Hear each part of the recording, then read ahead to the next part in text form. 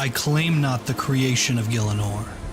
I claim its rightful ownership, for none other dwelled here when first I arrived.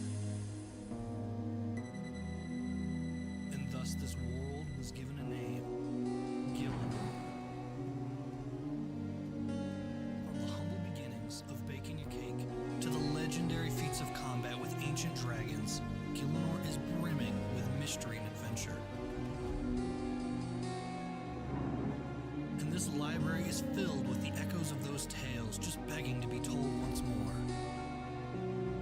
So embark on this odyssey with me through the legends of Gielinor.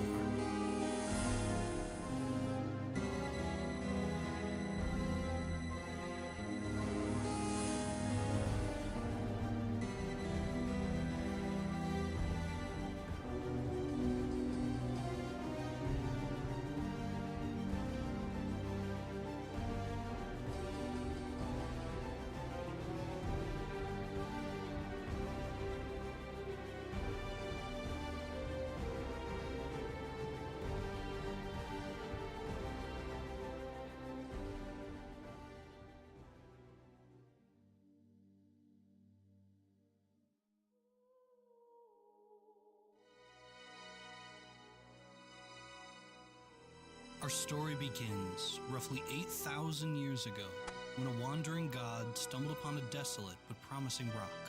This god's name was Guthix, and he formed this realm into the world that we now call Gielinor. Throughout the First Age, Guthix shaped the world and brought races from other realms through the World Gate. He then personally invited the crystalline goddess Seren, the divine aspect of light, and with her, the elves, describing Gielinor as perfect and filled with power.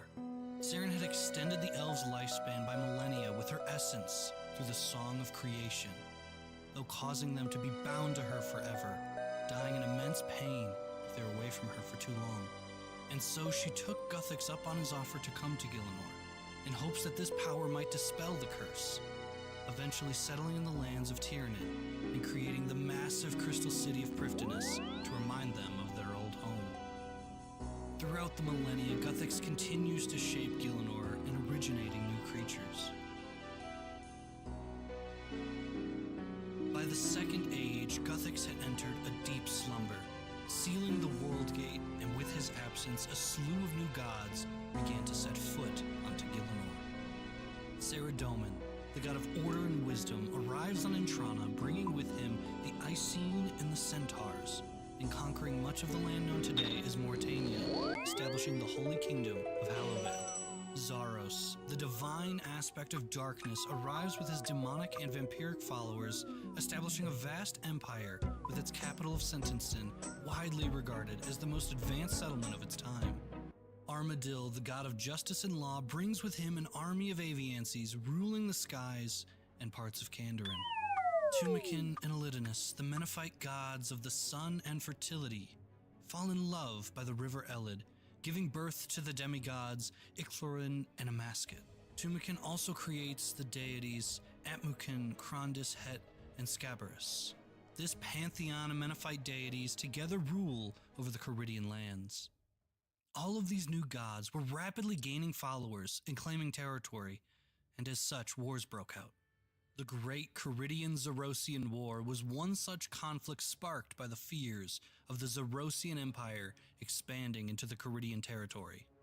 Because of this, Icthroin sought powerful allies and turned to the Majorat on the plain of Freneske, the home of Zaros, convincing them to join him in his fight against the divine aspect of darkness. With the Majorat at his side, Icthroin pushed back the Zarosian forces gradually. However, a Zarosian Majorat by the name of Slisk convinced his brethren to betray Icthroin and side with Zaros. With this betrayal, the Zarosian forces grew far stronger. The situation became dire. In a last-ditch effort, Tumikin, the Menethite god of sunlight, sacrificed himself in a blaze of fire, resulting in the destruction of both armies and turning the once lush lands of Caridian into a desert, thus ending the war. Elsewhere, in the realm of Ubiask, Bandos, the god of war, sets his sights on Gielinor, bringing with him goblins, ogres, and other various creatures of war to begin his siege on the lands. In the midst of war's chaos, the Staff of Armadyl emerges, an elder artifact bearing its wielder's namesake. Long believed lost to the annals of time, it stands as one of the most formidable relics ever to grace the realm, now found once more. This powerful god weapon fell into the hands of the highest-ranking Majorat general by the name of Zamorak, who was planning a rebellion against his master Zaros. With this artifact in hand, Zamorak was able to overthrow Zaros and ascend into godhood and become the divine aspect of fire and destruction. Following his old master's defeat marks the end of the Second Age and ushers in the God Wars. Pi isn't just an ad blocker, it gets you paid. Oh, really? With Pi, you can see the ads vanish in real time. You can just block them all, or if you choose to opt in, you can get rewards for seeing certain ads. I, the real Daniel, like it because it gets rid of annoying pop-ups when I'm trying to unwind. And did I mention it's free?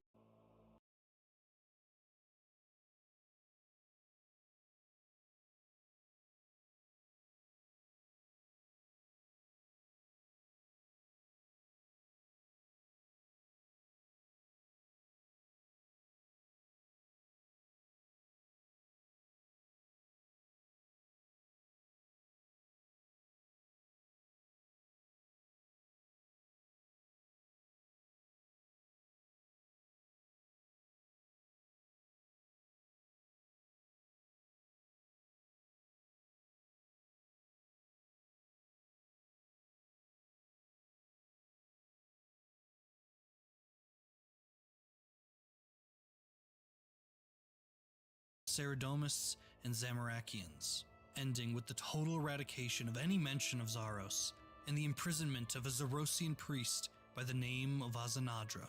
In response to this chaos, various factions sought refuge and protection from the escalating conflicts. The gnomes and dwarves established subterranean cities such as Keldagrim, while the elves retreated into the safety of Prifddinas, fortifying their defenses under the protection of their goddess Saren. Similarly, the Dorgeshan tribe rebelled against Bandos and chose concealment to evade further conflict. In the midst of this turmoil, the once holy Saradomus kingdom of Hallowvale fell under the dominion of the vampiric Lord Draken, a devout servant of Zamorak, and thus from the ashes of conquest emerged the grim domain of Morytania. Simultaneously, the ancient Caridian cities of Uzur and Olek succumbed to the destruction at the hands of demon-led forces, leaving barren wastelands in their wake. As these conflicts continuously ravaged the mainland, refugees headed for the sea in search of sanctuary, culminating in the establishment of Great Kourend. The God Wars roiled throughout the age for over 4,000 years, until Zamorak used the Stone of Jas, a mysterious and powerful elder relic, laying waste to the entire northern region of the Forenthry, creating the lands we now know as the Wilderness. The aftermath of the God Wars witnessed the extinction of numerous species and the awakening of Guthix. With loyal followers by his side, Guthix intervened, bringing an end to the conflict and freezing the combatants forever in time. Banishing the most powerful gods, Guthix established the Edicts. These unbreakable decrees were set in place to maintain balance between the divine factions. Yet even amidst victory, sorrow lingered. Saren, fearing the curse would kill the elves if she left, was unwilling to depart after the establishment of these edicts. So she shattered herself into countless crystal fragments all across Tiranin to ensure they could survive without her full presence. Guthix, burdened by devastation wrought by the wars, retreated once more into slumber beneath the surface of Gielinor, his legacy marked by his enduring tears, signifying the end of the Third Age.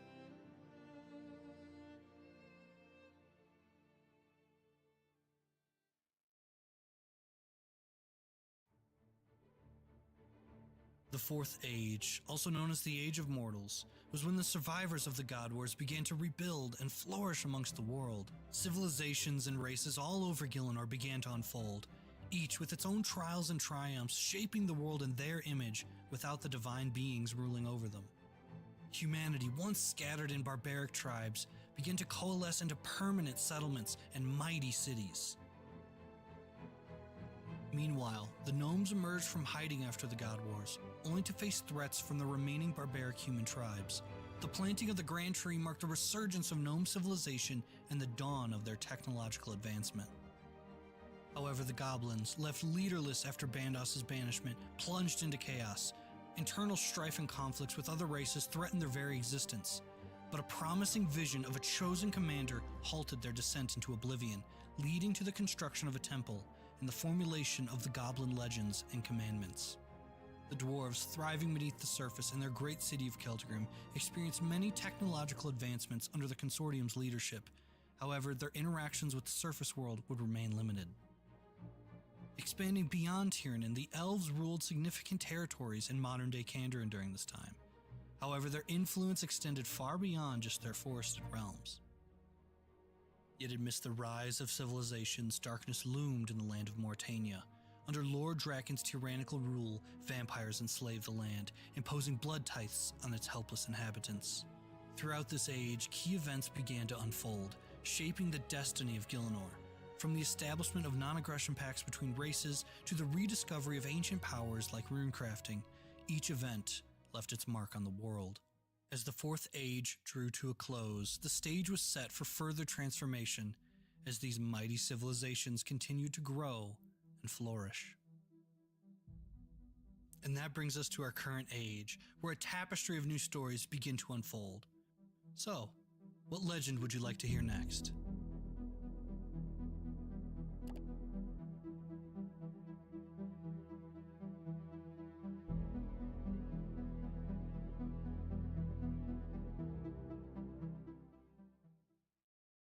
My daughter was diagnosed with medulloblastoma. Lily lost the ability to walk, talk, and all of